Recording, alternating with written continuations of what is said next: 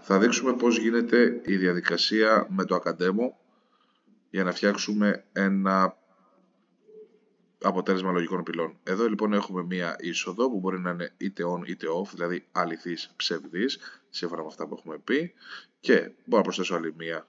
Εδώ βλέπουμε τη λογική πύλη και μπορώ να προσθέσω κι άλλο ένα input, εδώ, ή όσα input εν πάση περιπτώσει θέλω, και εδώ έχω την έξοδο.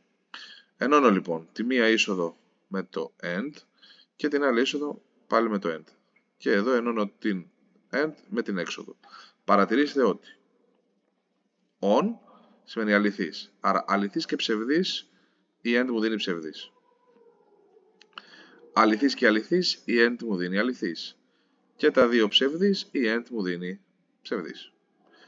Σβήνω την end και μπορώ να τοποθετήσω μία OR για παράδειγμα. Οπότε έρχομαι εδώ, βάζω την OR, ξαναενώνω. Και εδώ και εδώ. Και στη συνέχεια έχω. Ανοίγω. Αληθής ή ψευδής μου δίνει αληθής, όπως βλέπετε. Αληθής ή αληθής μου δίνει αληθής. Και εδώ το ίδιο. Για να έχω αποτέλεσμα ψευδής πρέπει να είναι και τα δύο λάθος. Ψευδή ή ψευδή. Και τα δύο off. Εννοείται ότι μπορώ να φτιάξω και πολύ πιο πολύπλοκα λογικά κυκλώματα με αυτή τη διαδικασία. Πάντως πιστεύω ότι μπήκες στο νόημα πώς πρέπει να δουλέψουμε.